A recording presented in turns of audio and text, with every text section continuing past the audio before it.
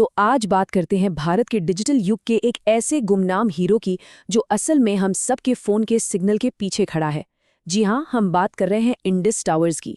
ये वो कंपनी है जो इंडिया के डिजिटल फ्यूचर की कह सकते हैं नींव रख रही है।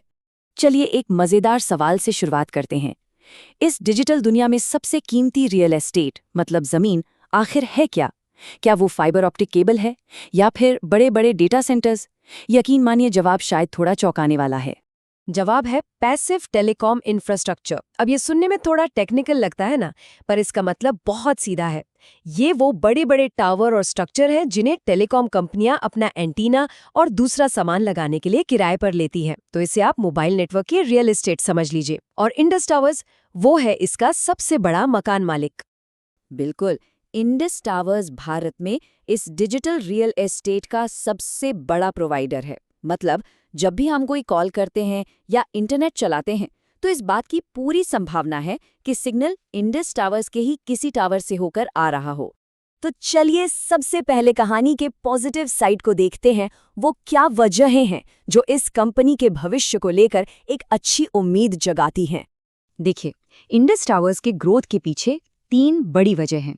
पहला, भारत में 5G का जोर शोर से हो रहा रोल आउट। दूसरा, हम सबका बढ़ता हुआ डेटा कंजम्पशन।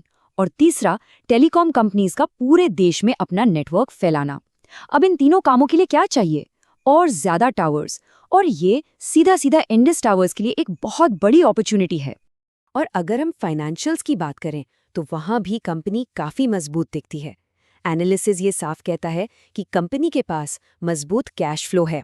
इसका मतलब है कि बिजनेस से लगातार पैसा अंदर आ रहा है, जो किसी भी कंपनी की सेहत के लिए आप जानते हैं एक बहुत अच्छा साइन है। और बात यहीं खत्म नहीं होती। कंपनी ने अपने लंबे समय के कर्ज को भी काफी कम कर लिया है। ये दिखाता है कि कंपनी फाइनेंशियली कितनी डिसिप्लिन्ड है और अपनी नींव को लगातार मजबूत करने पर ध्यान दे रही है। लेकिन जैसा कि हम जानते हैं, हर सिक्के के 2 पहलू होते हैं। तो अब जरा उन जोखिमों और चुनौतियों पर भी नजर डालते हैं जो कंपनी के सामने हैं और हमें थोड़ा सावधान रहने का इशारा करती हैं। कंपनी का जो सबसे बड़ा रिस्क है ना, वो इसकी कमाई के सोर्स में ही छिपा है। कंपनी की जो ज्यादातर कमाई है वो सिर्फ 2 बड़े क्लाइंट से आती है, भारती एयरटेल और वोडाफोन आइडिया। और इसी को कहते हैं क्लाइंट कॉन्सेंट्रेशन रिस्क। सोचिए, सिर्फ कुछ ही ग्राहकों पर इतनी ज्यादा निर्भरता एक बहुत बड़ा जोखिम है। अगर मान लीजिए इनमें से किसी एक ग्राहक को भी कोई बड़ी फाइनेंशियल दिक्कत आती है तो इसका सीधा और बहुत बड़ा असर इंडस टावर्स पर पड़ सकता है। इसके अलावा कुछ और फाइनेंशियल प्रेशर भी हैं, जैसे कंपनी को चलाने का खर्चा बढ़ रहा है जिससे प्रॉफिट मार्जिन कम हो रहा है। और पिछले कुछ क्वार्टर्स में प्रॉफिट में भी काफी उतार चढ़ाव देखने को मिला है। ये सारी बातें किसी भी इन्वेस्टर के लिए चिंता की वजह बन सकती हैं। तो इन सभी अच्छी और बुरी बातों को एक साथ रखकर देखें तो एक इन्वेस्टर के नजरिए से क्या तस्वीर उभरती है। चलिए इसे समझने की कोशिश करते हैं। एनालिसिस ये कहता है कि इंडस टावर्स एक तेजी से दौड़ने वाली गाड़ी के बजाय एक स्थिर कंपाउंडर है। अच्छा, पर इसका असली मतलब क्या हुआ?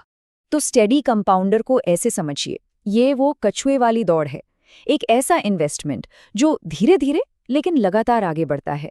इसका स्ट्रक्चर मजबूत होता है, इसमें रिस्क थोड़ा कम होता है और ये लॉन्ग टर्म का खेल है। मतलब ये उन लोगों के लिए है जिन्हें रॉकेट जैसी तेजी नहीं बल्कि एक मजबूत और स्थिर रिटर्न चाहिए। तो कुल मिलाके हम कह सकते हैं कि इंडस टावर्स एक डिफेंसिव यानी कि रक्षात्मक और लंबी अवधि का इन्वेस्टमेंट है। ये शायद वो स्टॉक नहीं है तो रातों रात पैसा डबल कर दे, लेकिन हाँ, इसमें स्थिरता की अच्छी क्षमता है। अब बात करते हैं हम भविष्य की।